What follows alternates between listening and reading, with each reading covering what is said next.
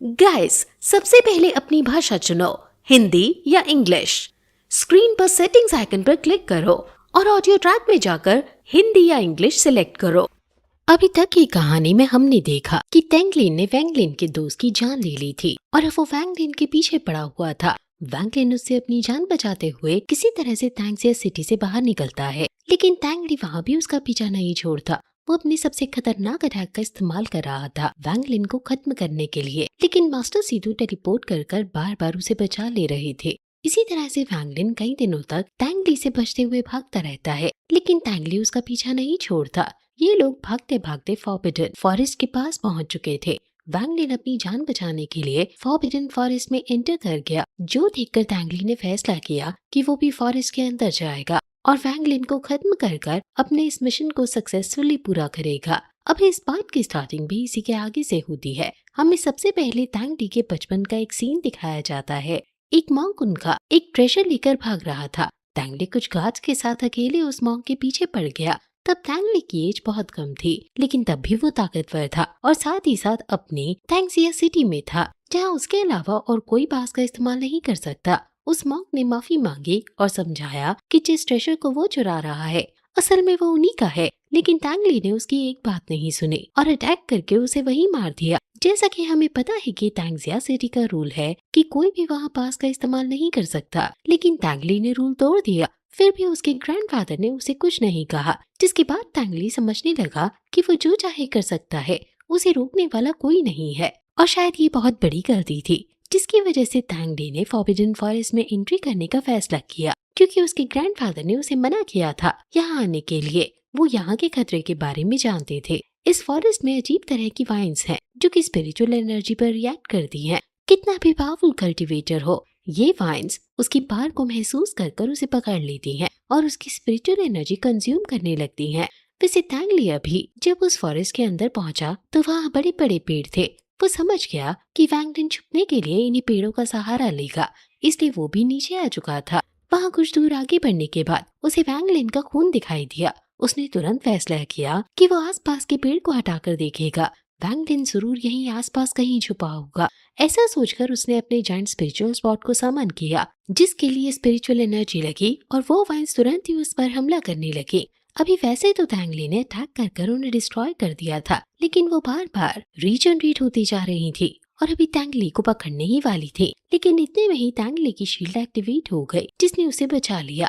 तैंगली को भी बहुत प्रॉब्लम हो रही थी, इसलिए वैंगलिन को लगा कि ये बिल्कुल सही मौका है अटैक करने का। वो तुरंत ही पेड़ के पीछे से बाहर निकला और अपने फ्लाइंग टैगर की मदद से अटैक कर दिया। यहाँ उसके टैगर ने तैंगली के शील्ड को थोड़ा सा डैमेज पहुंचाया था, जिस वजह से तैंगली को भी डैमेज पहुंचा, पर वो उन वाइन से बच गया था, क्योंकि अब उसे गुस्सा आ रहा है। इसलिए उसने उन वाइन्स को डिस्ट्रॉय करते हुए सीधा वैंगलिन पर हमला करना शुरू कर दिया। वैंगलिन तो अभी वहाँ से भागने लगा था और वो भी बिना अपनी स्पिरिचुअल एनर्जी का इस्तेमाल किए, जिससे वो वाइन्स उस पर अटैक ना करें। तैंगली अभी अपनी रफ्तार बढ़ाने के लिए स्पिरिचुअल एनर्जी की मदद ले रहा था, जिस वजह से वो वाइन्स फिर से उसका पीछा करना शुरू कर देती हैं। वो रास्ते में भी उन्हें डिस्ट्रॉय करते जा रहा था, जिस वजह से उसकी स्पिरिचुअल एनर्जी लगातार कम होती जा रही है। हालांकि भले ही उसकी स्पिरिचुअल एनर्जी कम हो रही हो, लेकिन उसकी रफ्तार तेज थी। वो जल्द ही वैंगलिन को पकड़ लेता है। इसलिए मास्टर सीधू भी समझ नहीं पा रहे थे कि आखिर वैंगलिन क्या करना चाह रहा है। तैंगली ने अचानक से हमला किया, जिसके बाद मास्टर सीधू ने टेलीपोर्ट कर वैंगलिन को एक बार फिर बचा लिया, लेकिन उसकी एनर्जी भी अब कम होती जा रही है। वो बार बार इस तरह से वैंगलिन को टेलीपोर्ट नहीं कर सकते। वो उससे कहते हैं कि आखिर तुम क्या करना चाहते हो। वैंगलिन कहता है कि बस कुछ और मिनट रुकिए। अचानक ही वैंगलिन एक जगह पर आकर रुक गया, जो देखकर तैंगली भी हैरान था। उसने तुरंत वैंगलिन पर हमला करने की कोशिश की, लेकिन वैंगलिन खुद को बचा लेता है और फिर से वहाँ से भागने लगता है। इस बीच तैंगली फिर से अटैक करता है और अपनी उसी जायंट स्पिरिचुअल स्वॉर्ड से एक बार फिर मास्टर सीधू ने वैंगलिन को बचा लिया था। टेलीपोर्ट कर वैंगलिन जैसे ही वहाँ से टेलीपोर्ट हुआ तो वो अटैक सीधा जमीन पर लगा और वहाँ एक बहुत बड़ा गड्ढा हो गया, जिसके अंदर से अचानक से एक ग्रीन पिल निकलकर बाहर आई और उसके आते ही एक आदमी और वहाँ पहुंचा, जो कि तैंगली पर अटैक करने लगा था। अभी मास्टर सीधू उसे देखकर बहुत ज्यादा हैरान थे। इस तरह के लोग जंगलों में अकेले कल्टीवेशन करते हैं। वो भी जमीन के नीचे छुपकर। ये बहुत ज्यादा ताकतवर होते हैं, लेकिन इनका पता लगाना लगभग नामुमकिन है क्योंकि वो हमेशा जमीन के अंदर रहते हैं। अभी मास्टर सीतू समझ नहीं पा रहे थे कि वैंगलिन को इस चीज का पता कैसे चला। हालांकि इस चीज के बारे में वो वैंगलिन से पूछ पाए इसके पहले ही वहाँ सामने तेंगली को दिखाया जाता है, जो कि उस कल्टीवेटर से लड़ने की पूरी कोशिश कर रहा था। लेकिन वो कल्टीवेटर इतना ताकतवर था कि तेंगली का कोई भी अटैक उस पर काम नहीं आता। वो समझ जाता है कि यहाँ से भागने में ही भलाई है, इसलिए वो वहाँ से भागने लगा। लेकिन उसने उस कल्टीवेटर की कल्टीवेशन खराब की थी। इस वजह से वो कल्टीवेटर अभी गुस्से में है। वो तेंगली का पीछा नहीं छोड़ने वाला जब तक वो उससे अपना बदला नहीं ले लेता। वैसे इस तरफ मास्टर सीतू अभी वैंगलिन से पूछ रहे थे कि आखिर उसे कैसे पता चला कि वो कल्टीवेटर वहाँ जमीन के नीचे है। वैंगलिन कहता है कि वो वहाँ इस जंगल में हर तरफ है और जितनी ज्यादा स्पिरिचुअल एनर्जी होती है उतनी ही फास्ट वो वर्क करती है। लेकिन भागते हुए मैंने नोटिस किया कि उनकी मौजूदगी यहाँ उस एरिया में बहुत कम हो चुकी है। मतलब ऐसी कोई चीज है जो कि इतनी पावरफुल है कि वो उन वाइन्स को यहाँ आने से रोक रही है। मुझे ये तो नहीं पता था कि आखिर वो चीज क्या है, लेकिन जो भी हो कि मैं उस चीज को तेंगली के खिलाफ इस्तेमाल करूँ। मास्टर सी तो उसकी बहुत तारीफ करते हैं और कहने लगते हैं कि तेंगली अभी बहुत कमजोर होगा, अगर हम चाहे तो उससे बदला ले सकते हैं। वैंगलिन को भी ये बात सही लगी, इसलिए वो हल्की सी डायरेक्शन बदलकर सीधा उसी तरफ बढ़ गया जहाँ तेंगली भागा था, जिससे वो उस कल्टीवेटर से पहले तेंगली तक पहुँच पाए। और ऐसा ही हुआ, वो दोनों आमने सामने आ चुके थे। तेंगली अभी इस चीज से हैरान था। वो पहले ही बहुत कमजोर हो चुका था, लेकिन वो जानता है कि वैंगलिन उसे यहाँ से नहीं जाने देगा, इसलिए वो फैसला करता है कि भले ही आज वो मारा क्यों न जाए पर वो वैंगलिन की भी जान नहीं लेगा। अभी वैंगलिन भी ये बात जानता था कि उसे जो कुछ करना है जल्दी करना होगा, वरना वो कल्टीवेटर जल्दी यहाँ पहुँच जाएगा और वो ये नहीं देखेगा कि उस पर अटैक किसने किया था। अगर वो यहाँ पहुँचा तो वो दोनों को नहीं छोड़ने वाला, इसलिए वैंगलिन भी लड़ने के लिए तैयार हो गया। तेंगली ने तुरंत ही अपनी जान स्पिरिचुअल स्पॉट क्रिएट कर रही थी। वहाँ वैंगलिन भी अपने फ्लाई डैगर को निकाल लेता है। अभी मास्टर सीतू वैंगलिन से कह रहे थे कि तुम्हें यहाँ से निकलना चाहिए, इससे बदला वो कल्टीवेटर ले लेगा। ऐसा वो इसलिए कह रहे थे कि अब उनके पास एनर्जी नहीं बची हुई है। वो ज्यादा से ज्यादा सिर्फ एक बार वैंगलिन को टेलीपोर्ट कर सकते हैं और वो सही मौका सिर्फ अभी है। वैंगलिन कहता है कि नहीं, इसने मेरे दोस्त की जान ली थी, मैं इससे बिना बदला लिए नहीं जाने वाला। ऐसा कहकर वैंगलिन ने अटैक कर दिया।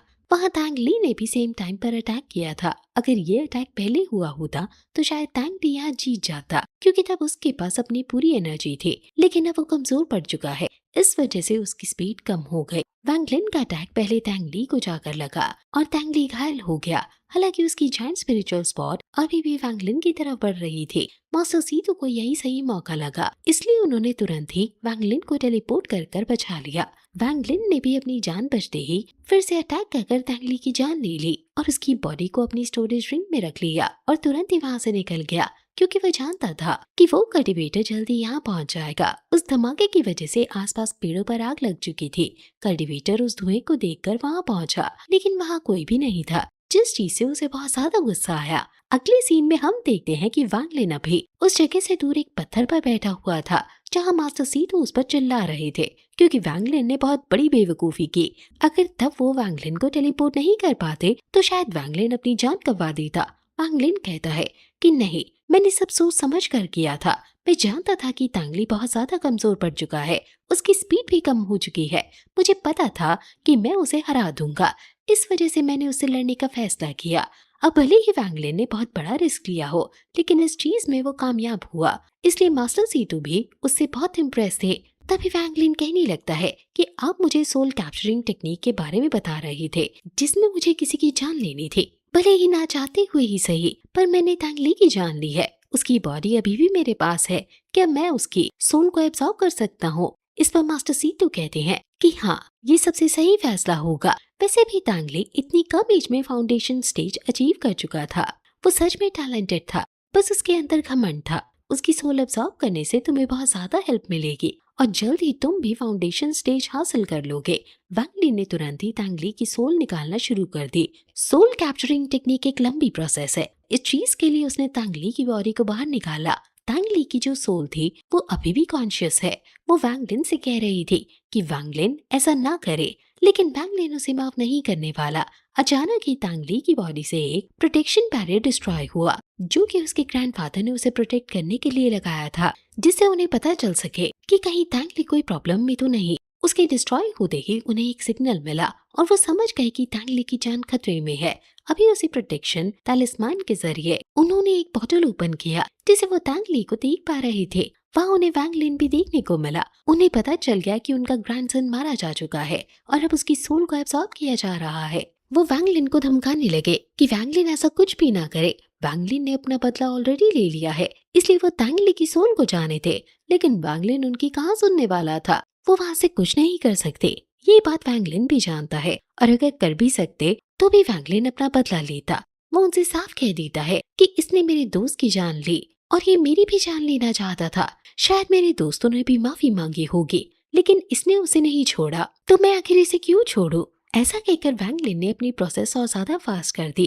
तांग ली की सोल खत्म हो रही थी, जो देखकर उसकी ग्रैंडफादर को बहुत गुस्सा आ रहा था। वो कहते हैं कि अब से तुम मेरे सबसे बड़े दुश्मन हो। ऐसा कहते हुए उन्होंने एक कर्स स्पेल जनरेट करना शुरू कर दिया, जिसे वो उस बॉटल के थ्रू वैंगलिन की तरफ भेज देते हैं। इन टाइम पर वैंगलिन की सोल कैप्चरिंग टेक्निक भी कंप्लीट हो चुकी थी, जिस वजह से वो बॉटल डिस्ट्रॉय हो गया और तांग ली की सोल भी पूरी तरह से खत्म हो गई। अभी वो कर्स स्पेल उस बॉटल के आर पार हो चुका था, इसलिए वो सीधा आकर वैंगलिन से टकराया। वैंगलिन उसे रोकने की कोशिश करता है, लेकिन वो कर्स स्पेल इतना ज्यादा ताकतवर था कि वैंगलिन की बार काम नहीं आती और वैंगलिन की बॉडी पर वो कर्स लग जाता है। अभी वैंगलिन मास्टर सीतू से पूछ रहा था कि आखिर ये क्या है, क्या इससे मुझे कुछ खतरा है? तो मास्टर सीतू बताते हैं कि नहीं, इस तरह का कर्स स्पेल बेशक खतरनाक हो सकता है, लेकिन ये इतना खतरनाक नहीं है। वो बताते हैं कि इसकी मदद से तांग ली का ग्रैंडफादर वैंगलिन की प्रेजेंस को महसूस कर सकता है। वैंगलिन जैसे ही क्लोज रेंज में आएगा तो वो वैंगलिन को टेलीपोर्ट कर सकते हैं या खुद वैंगलिन तक पहुंच सकता है। लेकिन मास्टर सीतू के होते हुए वैंगलिन को ज्यादा घबराने की जरूरत नहीं। मेन चीज अभी यही है कि तांग ली के सोल को एब्सॉर्ब किया गया है, जिसे रिफाइन करना जरूरी है। मतलब अभी तक पूरी प्रोसेस कंप्लीट नहीं हुई है। वैंगलिन तुरंत ही कल्टीवेशन में लग गया और कुछ समय बाद उसकी कल्टीवेशन पूरी हुई। वो ब्रेक थ्रू कर चुका था। मास्टर सीतू ये देखकर बहुत खुश होते हैं और कहते हैं कि अब कुछ समय तक तुम्हें अपना ख्याल खुद रखना होगा, क्योंकि मुझे डीप स्लीप में जाने की जरूरत है। तुम्हें टेलीपोर्ट करते करते मैंने अपनी सारी एनर्जी खो दी। ऐसा कहकर वो बिल्कुल चुप हो गए। वैंगलिन उनसे बात करने की कोशिश करता है, लेकिन वो जवाब नहीं देते क्योंकि वो डीप स्लीप में जा चुके हैं। वैंगलिन तुरंत ही अपने सोल सी में आ चुका था, जहाँ वो मास्टर सीतू को डीप स्लीप में देखता है। वैंगलिन जानता है कि इसका कारण क्या है। मास्टर सीतू ने अपनी बहुत ज्यादा एनर्जी इस्तेमाल कर ली थी और अब उन्हें डीप स्लीप से बाहर आने के लिए अपनी वो एनर्जी रिकवर करनी होगी। इस तरह की सिचुएशन में रिकवरी पिल्स बहुत ही ज्यादा काम आती हैं, पर वैंगलिन के पास इस तरह की पिल्स नहीं है। वो फैसला करता है कि वो मास्टर सीतू के लिए इस तरह की पिल बनाएगा, लेकिन मास्टर सीतू ने उससे कहा था कि वो कल्टीवेशन कर खुद की पावर को बढ़ाए, जिससे अगर कोई नया दुश्मन उन पर हमला करे तो वैंगलिन मास्टर सीतू के बगैर खुद को प्रोटेक्ट कर सके। वैंगलिन को अभी अपनी कल्टीवेशन को इंक्रीज करने के लिए ये एनर्जी की जरूरत है, जो कि कोल्ड एनर्जी होती है। इस जगह पर वो एनर्जी नहीं है, इसलिए वैंगलिन को एक ऐसी जगह ढूंढनी होगी। वैंगलिन ऐसी जगह की तलाश में निकल चुका था। अगले सीन में हमें एक आदमी दिखाया जाता है। ये आदमी अभी अभी 100 साल के बाद जमीन के अंदर से निकला है। ये एक कॉफिन में कैद था और इसे इसके मास्टर ने कैद किया था। अब ये उनसे बदला लेना चाहता है। हालांकि इस तरह के कॉफिन वाले आदमी को हमने पहले त्यांगजिया सिटी के बाहर देखा था, लेकिन इसमें और उसमें बहुत फर्क है। अभी के लिए सीन वापस से वैंगलिन पर शिफ्ट होता है। वैंगलिन एक गांव के पास पहुंच चुका था, जहां उसे ये एनर्जी महसूस हो रही थी। गांव के पास आते ही वैंगलिन नोटिस करता है कि उधर बहुत ही ज्यादा फॉग है। अचानक ही कुछ लोग उसे भागते हुए दिखे। उनका पीछा कुछ घुड़सवार कर रहे थे। उनमें से एक घुड़सवार वैंगलिन पर हमला करने की कोशिश करता है।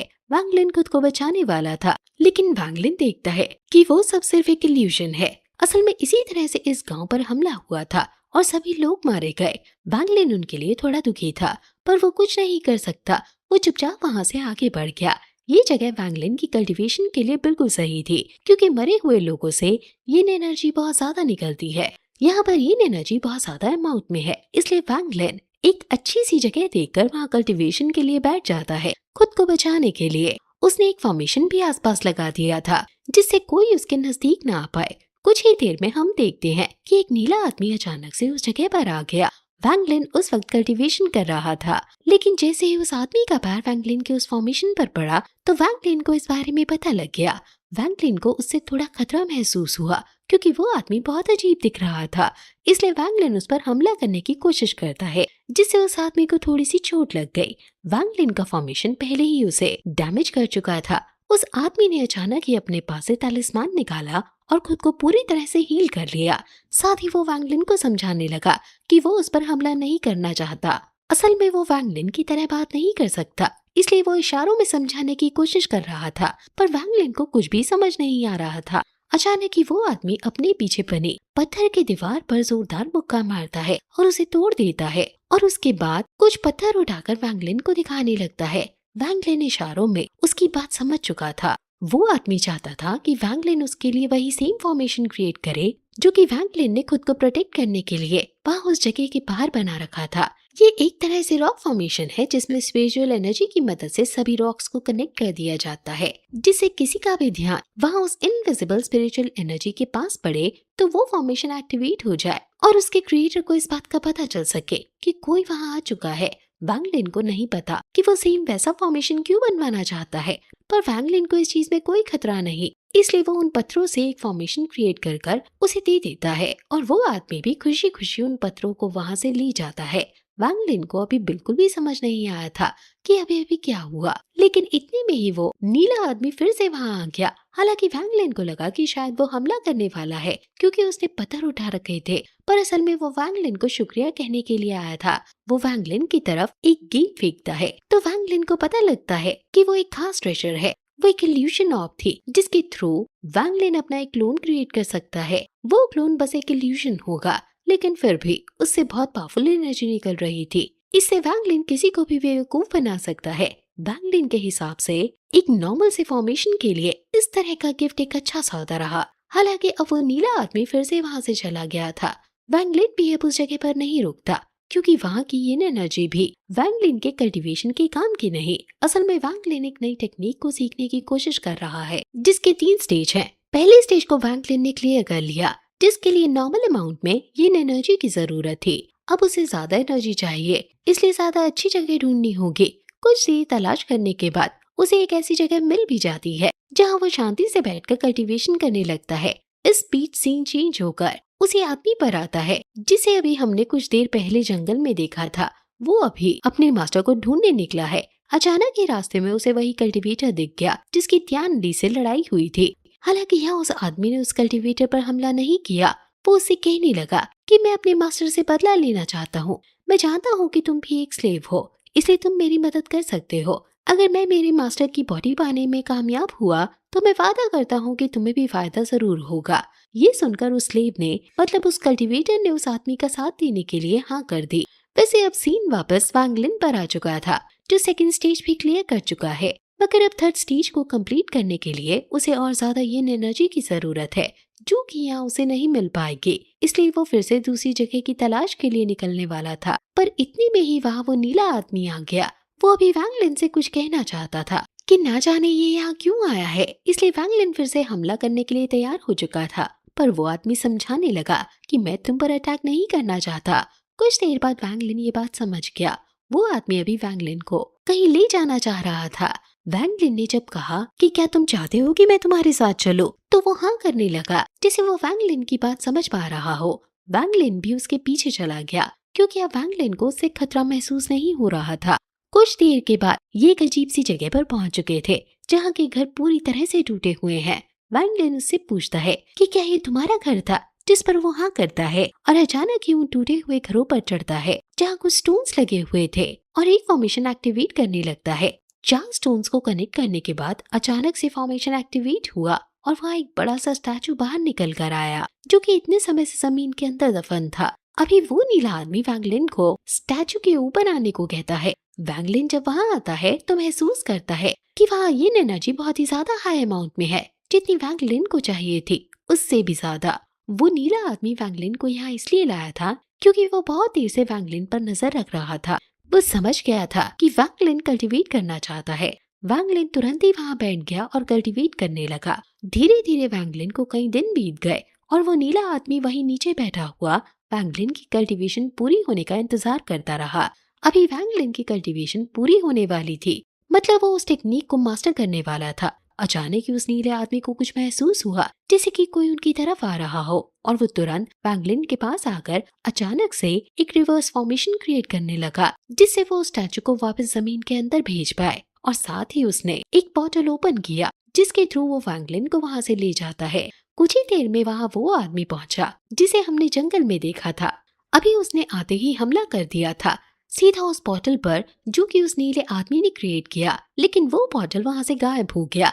इस वजह से वैंगलिन या उस आदमी को बिल्कुल भी चोट नहीं आई। अभी वैंगलिन जिस जगह पर पहुंच चुका था, वहाँ एक और छोटा स्टैचू था। वैंगलिन को उससे एक एनर्जी निकलते हुए महसूस हो रही थी। उसे लगा कि वो एनर्जी उसकी तरफ आ रही है, उस पर हमला करने के लिए। इसलिए वैंगलिन ने तुरंत ही अटैक कर दिया। लेकिन अगले ही पल वैंगलिन ने देखा कि वो एनर्जी असल में एक स्पिरिट है, जिसका चेहरा किसी बड़े बुजुर्ग आदमी की तरह था और शरीर किसी बच्चे की तरह। वैंगलिन को कुछ भी समझ नहीं आ रहा था, क्योंकि ये बहुत ही अजीब चीज थी। वैंगलिन फिर से उस पर अटैक करने वाला था, लेकिन वो नीला आदमी अचानक से वैंगलिन के सामने आ जाता है और उसे रोक लेता है। साथ ही अब वो गुस्से में था। वो वैंगलिन पर हमला भी कर सकता था, लेकिन उसके मास्टर ने उसे रोक दिया। वो जो स्पिरिट है वही असल में उस नीले आदमी का मास्टर है। वो मास्टर वैंगलिन को बताता है कि उसका नाम गुयू है और उस नीले आदमी का नाम अदाय, जो कि मास्टर गुयू का सर्वेंट है। और उसने ही मास्टर गुयू को वैंगलिन के बारे में बताया था।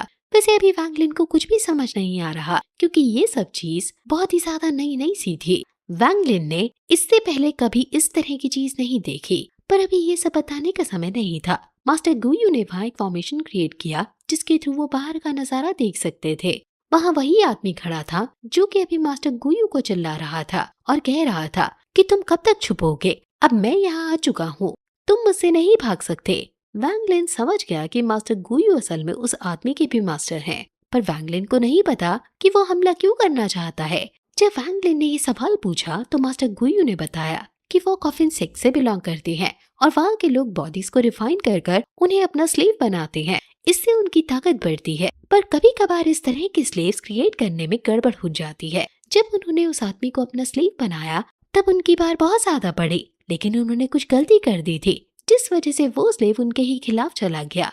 तब के टाइम पर मास्टर गुयू बहुत ताकतवर थे, इसलिए उन्होंने किसी तरह से उसे 100 साल के लिए कैद कर दिया। मगर अब 100 साल पूरे हो चुके हैं, इसलिए वो बदला लेने आया है और मास्टर गुयू अभी उसे नहीं हरा सकते। उन्हें मदद की जरूरत है। अगर वैंगलिन चाहे तो भी मदद नहीं कर सकता, क्योंकि बाहर खड़ा वो आदमी सच में बहुत ज्यादा ताकतवर है। इसलिए मास्टर गुयू कहते हैं कि लड़के, तुम कॉफिन सेक्ट जाकर मदद ले सकते हो, तुम वहाँ जल्दी पहुँच सको, इसके लिए मैं एक पोर्टल ओपन कर सकता हूँ। वैंगलिन कहता है कि फिर आप भी वहाँ जाकर हेल्प मांग लीजिए, वो आपकी बात जल्द समझ जाएंगे। पर मास्टर गुयू कहने लगे कि नहीं, वो इस जगह से ज्यादा दूर नहीं जा सकते।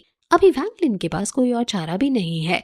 बाहर वो आदमी है जो कि वैंगलिन से ज्यादा ताकतवर है, और अगर वैंगलिन यहाँ से भागने की कोशिश करेगा तो ये पक्की बात है कि वो वैंगलिन पर भी हमला करेगा। इसलिए मास्टर गुयू की बात मान लेने में ही समझदारी है। ऊपर से मास्टर गुयू कह रहे थे कि अदाय से उन्हें पता चला कि वैंगलिन ये एनर्जी को कल्टीवेट करता है, मतलब उससे उसकी कल्टीवेशन इंक्रीज होती है। तो कॉफिन सेक्ट इस चीज के लिए सबसे बेस्ट प्लेस होगी।